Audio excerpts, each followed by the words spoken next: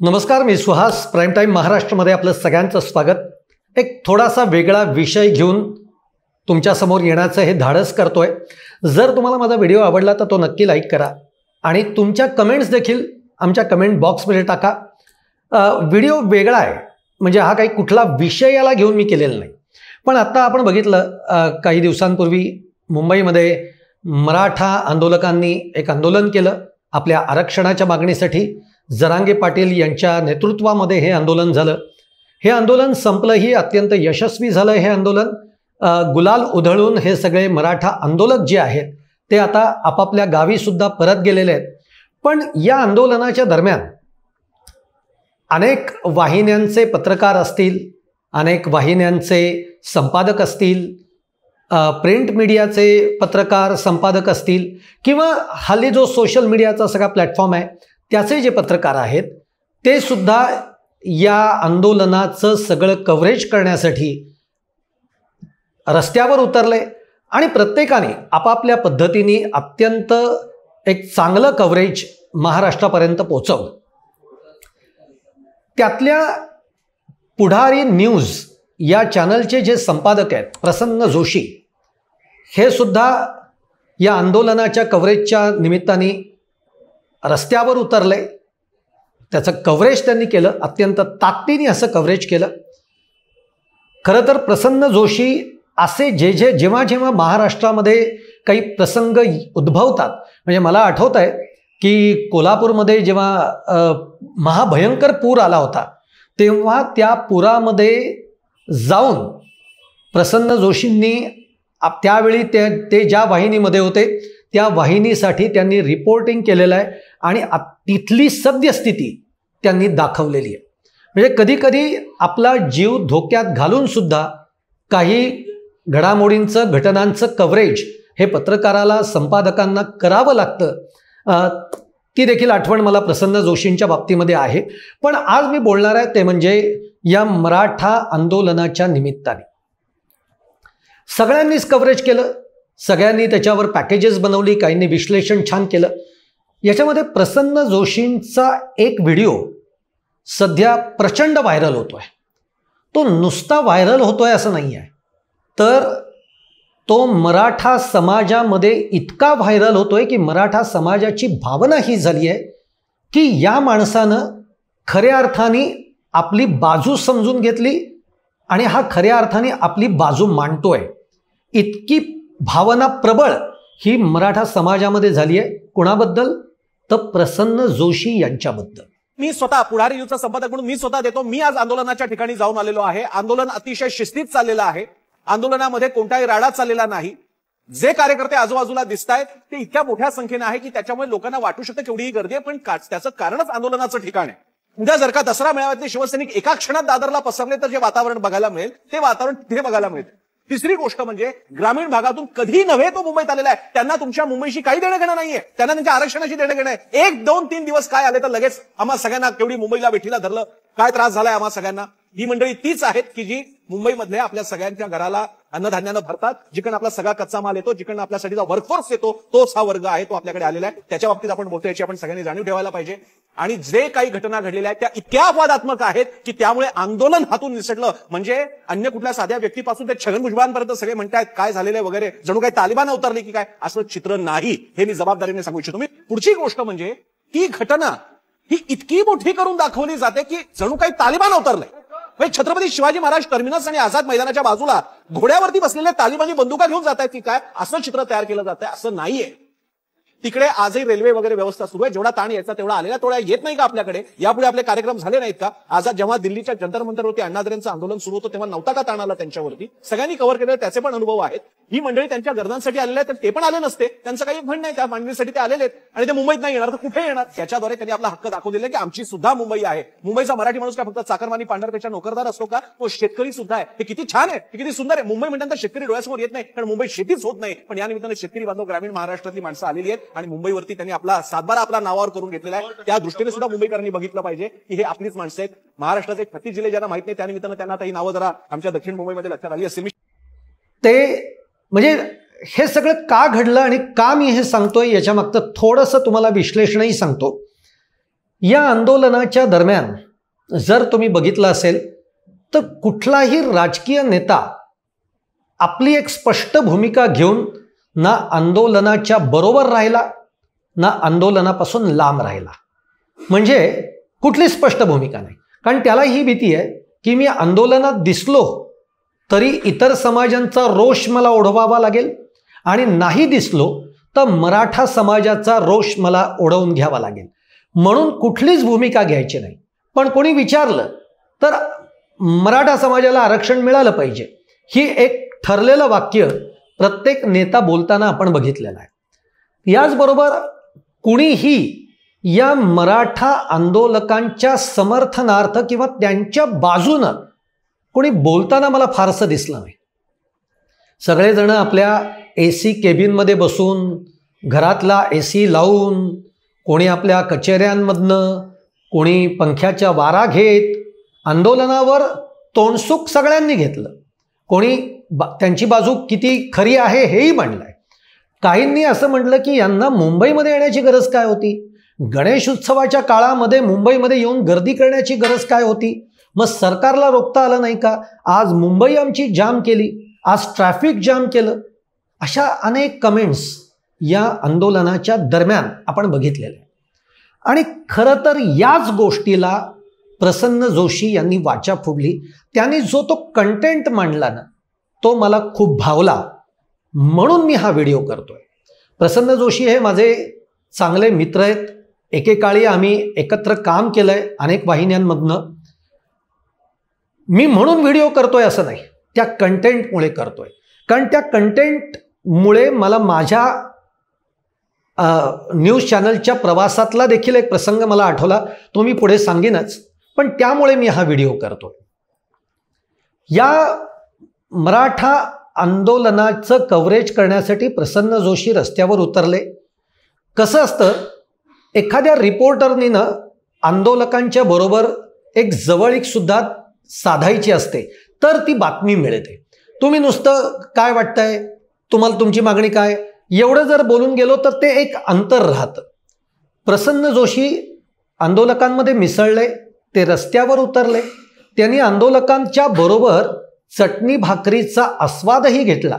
कारण हे सगळे बिचारे आंदोलक ते स्वयंपाक करणार कुठे, ते अन्न बनवणार कुठे, जे काही मिळेल त्यावेळेला तर 2 दिवस तर टपऱ्या बंद होत्या, हॉटेलं बंद होती. या आंदोलकांचे अतोनात हात झालेत. तो खरं तर आत्ता विषय मांडण्यासारखा नाही आहे, आपण तो बोललेलो पण काही आंदोलकांनी, त्यांना एक कल्पना होती की 8 दिवस आंदोलन कदाचित चालेल, म्हणून कोणी आपल्या घरातनं भाकऱ्या बांधून आणलेल्या होत्या. भाकऱ्या सहसा खराब होत नाहीत, त्यामुळे चटणी भाकरी बांधून आणलेली होती.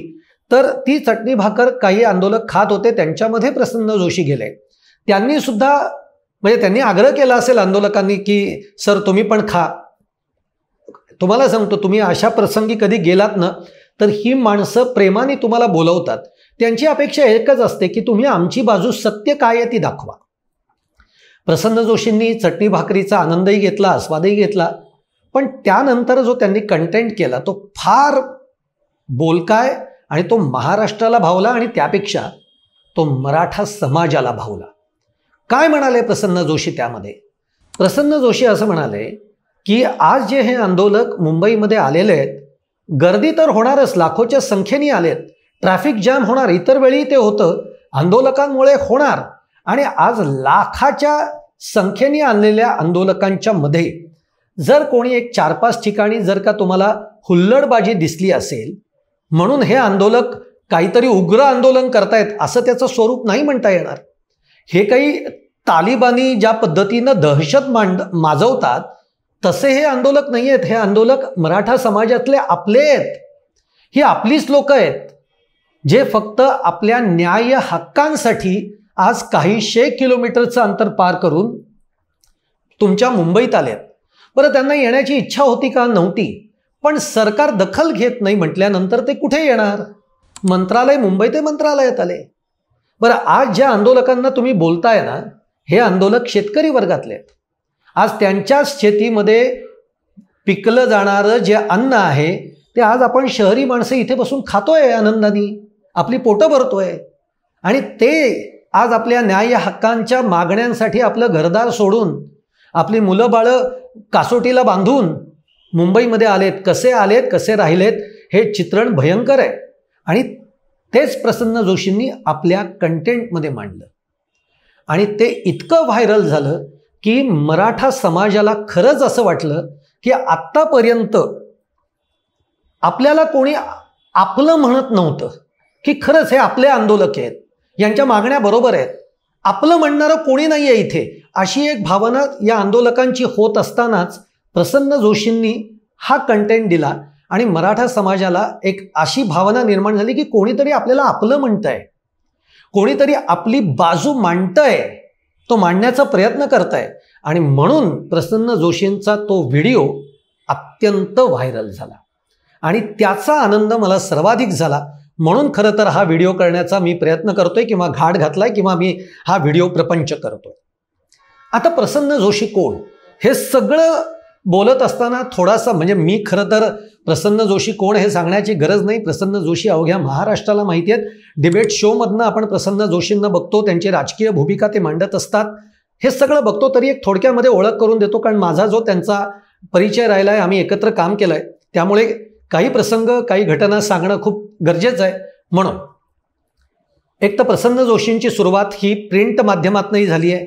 सकाळसारख्या समूहातनं त्यांनी काम केलं आहे आणि मग त्यानंतर ते टेलिव्हिजनमध्ये आले. त्यांनी ABP माझा हे त्यांचं पहिलं चॅनल राहिलं असेल बहुधा, मी चुकत नसेल तर. त्याच्यामध्ये प्रसन्न जोशी आपल्याला अँकर म्हणून दिसले. पण प्रसन्न जोशींचा अभ्यास, त्यांचा राजकीय अभ्यास, त्यांचं सामाजिक भान, आंतरराष्ट्रीय स्तरांवर घडणाऱ्या घडामोडी याचं ज्ञान, यामुळे केवळ अँकर न राहता ते डिबेट शोचे अँकर झाले. आणि प्रसन्न जोशींचं डिबेट म्हणजे त्या काळामध्ये मला आठवतं की निखिल बागळे आणि प्रसन्न जोशी या दोघांच्या डिबेट शोलाच सर्वाधिक TRP असायचा. त्यातलं प्रसन्न जोशी हे एक नाव. त्यामुळे डिबेट शोच्या अँकरिंगमधनं प्रसन्न जोशी आपल्याला माहिती आहेत. अनेकदा त्यांनी या डिबेट शोमधनं स्वतःच्या राजकीय भूमिका मांडल्या, ज्या वादग्रस्तही ठरल्या. मग कधी लेफ्टिस्ट म्हणजे जे आपण म्हणतो डावे विचारसरणीचे, त्यांनी प्रसन्न जोशींना कधी टीका केली, कधी प्रसन्न जोशींच्या मुद्द्यांना त्यांनी मान्यता दिली, कधी राईट विंगवाले म्हणजे उजव्या विचारसरणीचे त्यांनी प्रसन्न जोशींवर टीका केली, कधी प्रसन्न जोशींना त्यांनी ठीक आहे असं म्हटलं. म्हणजे टीकेचे धनी हे प्रसन्न जोशी कायम झालेले आहेत त्यांच्या डिबेट शोमधनं, कारण त्यांची राजकीय भूमिका त्यांनी ठामपणाने मांडली. हा एक त्यातला भाग आपल्याला माहिती आहे आणि त्यामुळे प्रसन्न जोशी महाराष्ट्राला परिचित आहेत. मी त्यांच्याबरोबर काम करण्याचा एक प्रसंग आला, तो म्हणजे जिथनं आमची ओळख झाली ते जय महाराष्ट्र नावाचं चॅनल, तिथेही प्रसन्न जोशी होते. तेही ज्याला आपण सब एडिटर म्हणूयात नको, त्याच्याही वरचं जे एक पद असतं मुख्य संपादकाच्या नंतरचं, अशा पदावर ते होते. मी तिथं अँकर म्हणून काम करत होतो. आमच्यामधला एक चांगला स्नेह वाढला, मैत्री झाली. प्रसन्न जोशी या माणसाबरोबर जेव्हा तुम्ही एकदा मैत्री करताना तेव्हा तुम्ही त्याच्यापासून दूर नाही जात. त्याला कधीकधी न बोलता तुमच्या काही गोष्टी सहज कळून जातात.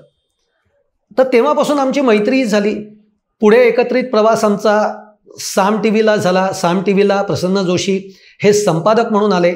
आता ते साम TV त्यांनी सोडलं, पण आता ते पुढारी न्यूज चॅनलचे संपादक म्हणून इतक्यातच रुजू झालेले आहेत. आता त्यांनी ABP माझा म्हणजे साम TV नंतर त्यांचं ABP माझा हे चॅनल होतं, आता ते पुढारीचे संपादक म्हणून आलेले. हा सांगण्याचा प्रयत्न म्हणजे थोडक्यात त्यांचा प्रवास मी सांगितला. पण त्यातले मला जे काही मुद्दे मांडायचे आहेत, ABP माझाचं डिबेट शोच्या वेळेला तुमच्या सगळ्यांच्या, महाराष्ट्राच्या सगळ्यांच्या आठवणीतला एक डिबेट शो नक्की असणार आहे. सावरकरांवरचा एक विषय होता. मला आत्ता तो अगदी ठळकपणाने प्रसंग आठवणार नाही, पण स्वातंत्र्यवीर सावरकरांच्या बद्दल काही आक्षेपार्ह विधान कदाचित माझ्या मते राहुल गांधींनी केलेलं असेल आणि त्याच्यानंतर तो डिबेट शो होता. त्या डिबेट शोचं हेडिंग होतं सावरकर नायक की खलनायक.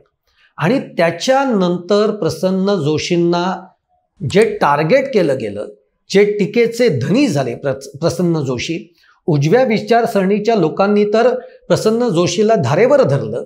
काही काळ त्यामुळे त्यांनी आपलं स्वतःचं अँकरिंगही काही दिवसांसाठी थांबवलं.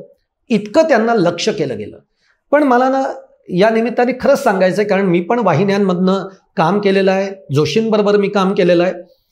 वाहिन्यांमध्ये ना जेव्हा असे डिबेट शो असतात तर ते डिबेट शोच्या प्रत्येक विषय काही अँकर ठरवत नाही, किंवा त्याची जी लाईन असते म्हणजे हेडिंग ज्याला आपण म्हणतो, जसं आत्ताचं हे हेडिंग मी सांगितलं, ते काही अँकर ठरवत नाही. याच्यामध्ये एक मंडळ असतं, म्हणजे संपादक असतात, आउटपुटचे हेड असतात, इनपुटचे हेड असतात, तो अँकरही असतो. सगळ्यांच्या चर्चेतनं मग तो विषय फुलतो, विषयाचं नाव फुलतं, त्याची हेडलाईन म्हणजे हेडलाईन म्हणण्यापेक्षा टॅगलाईन फुलते. म्हणजे हे काही अँकर करत नाही. म्हणजे याही सावरकर नायक की खलनायक हे काही प्रसन्न जोशींनी दिलेलं नाव नाही आहे. पण ते टीकेचे धनी झाले, कारण त्यांनी त्याही डिबेट शोमधनं परखड मतं ते मांडत गेले. ते प्रत्येकाला बोलण्याची संधी देतात. मी वेळोवेळी खूपदा मी प्रसन्न जोशींना हे सांगण्याचा प्रयत्न केला की अरे तुम्ही बाजू मांडा की तुमची. प्रसन्न जोशींनी त्यानंतर कधीही आपली बाजू काय आहे ही सांगितली नाही. ते शांत राहिले, मौनात राहिले. आणि मी प्रसन्न जोशींना सांगत राहिलो की तुम्ही बोला, वस्तुस्थिती काय आहे ही सांगितली तरच लोकांना कळेल. ते म्हणले नाही अरे कालांतराने हे सगळं जाईल, माझी भावना काय आहे ती मला माहिती आहे, याच्यातच सगळं मला मिळालं. पण आज मी हा व्हिडिओ करतोय ना याचं कारण मी तुम्हाला सांगतो. असाच चॅनलमधल्या प्रवासामध्ये एक प्रसंग असा आला की एका ठिकाणी माझी बाजू ही कोणी घेत नव्हतं. जसं आता मराठा आंदोलकांना वाटत राहिलं ना की आपल्या बाजूनीच कोणी नाही आहे, तसं माझी बाजू कोणी घेत नाही अशी भूमिका मला वाटली. अगदी सिनियर मॅनेजमेंटची लोकं होती की जे मला म्हणत होते की नाही नाही तुमची बाजू आम्ही ऐकणार नाही. अशा वेळेला तिथे चॅनलमधले माझ्याबरोबरचे माझे सगळे सहकारी संपादक सगळे होते, परंतु कुणीही ठाम आपल्या मॅनेजमेंटचा जो वरिष्ठ असतो, म्हणजे अगदी चॅनलचा मालक म्हणूयात आपण, त्याला कोणी सांगितलं नाही की अरे तुम्ही सुहासची पण बाजू ऐका, त्याचं काहीतरी म्हणणं असेल. पण मी तुम्हाला सांगतो त्या बैठकीमध्ये एक आवाज निघाला, तो म्हणजे प्रसन्न जोशी यांचा. प्रसन्न जोशी त्या चॅनलच्या हेडला, मालकाला असं म्हणाले की तुम्हाला सुहासचा काय म्हणणं आहे हे ऐकून घ्यावंच लागेल, आणि जर ते तुम्ही घेतलं नाहीत ना तर तो सुहासवरचा अन्याय ठरेल. ही ठाम भूमिका प्रसन्न जोशींनी त्यावेळेला घेतली. एक लक्षात घ्या, त्यावेळेला ही भूमिका मांडताना प्रसन्न जोशींनी आपल्या नोकरीवर गदा येईल का याचा तसूभरही विचार केला नाही. आणि मला ती गोष्ट फार भावली. आणि त्यानंतर आम्ही खूप घट्ट मित्र होत गेलो. आज आम्ही खूप चांगले घट्ट मित्र आहोत. अगदी एकमेकांना आम्ही आरेतुरेमध्ये बोलतो. आत्ताचा हा व्हिडिओ आहे म्हणून मी प्रसन्न जोशी आहो जाओ तर करणारच, कारण तो त्यांचा मान नाही आहे. पण हा प्रसंग मला आत्ता का आठवला आणि मी हा व्हिडिओ आत्ता का करतोय, तर तो यामुळे, कारण जिथे जिथे अन्याय होतो तिथे तिथे प्रसन्न जोशी आपली ठाम भूमिका घेतात. मग तो डिबेट शो असू देत, ते रस्त्यावर उतरून आंदोलन जे होत असेल त्यातली आंदोलकांची भूमिका असू देत, ती परखड मांडणं हा प्रसन्न जोशींचा स्थायी भाव आहे, तो त्यांचा स्वभाव आहे. आणि म्हणून मला हा व्हिडिओ करावासा वाटला. मी तुम्हाला अनेक प्रसंग प्रसन्न जोशींच्या एकूण न्यूज चॅनलच्या प्रवासातले सांगितलेत. असे अनेक आहेत. म्हणजे असे जर मी किस्से सांगायला लागलो तर मला असं वाटतं की मला 2-3 तासाचा व्हिडिओ करावा लागेल. इतके छोटे छोटे प्रसंग आहेत प्रसन्न जोशींच्या बरोबरचे. पण आज या एका जो व्हिडिओ व्हायरल होतोय त्या व्हिडिओमुळे आज, कारण मराठा समाजामध्ये तुम्हाला सांगू मी दुसरं यातलं कारण जे महत्त्वाचं आहे ते काय माहिती आहे, तुम्ही गेले 10-12 वर्ष जर बघितलं असेल तर मराठा समाज आणि ब्राह्मण समाज यांच्यामध्ये कायम प्रेमाचंही वातावरण राहिलंय, कायम तणावाचंही वातावरण राहिलंय. आणि अशा याच्या परिस्थितीमध्ये आज मराठा आंदोलक आपल्या मागण्यांसाठी एवढं तीव्र आंदोलन जेव्हा करतात तेव्हा मराठा समाजामध्ये एक नाव जे आत्मीयतेने समोर येत आहे, आत्मीयतेने घेतलं जात आहे की अरे हाच खरा आपली बाजू मांडतोय, ते नाव आहे प्रसन्न जोशी. आणि म्हणून मला हा व्हिडिओ करावासा वाटला. मला माहिती आहे हा विषय योग्य अयोग्य, पण आज माझी ती भावना झाली, ते तुमच्यासमोर मांडण्याचा मी प्रयत्न केलाय. तुम्हाला माझा हा व्हिडिओ कसा वाटला ते तर जरूरच कळवा, पण तुमच्या कमेंटसुद्धा मला जरूर कळवा, कारण हा तितकाच महत्त्वाचा देखील एक अँगल आहे, हा महत्त्वाचा विषय आहे, म्हणून तो मांडण्याचा प्रयत्न केला आहे. आणि आमच्या चॅनलला अर्थात सबस्क्राईब केलं नसेल तर जरूर सबस्क्राईब करा. धन्यवाद.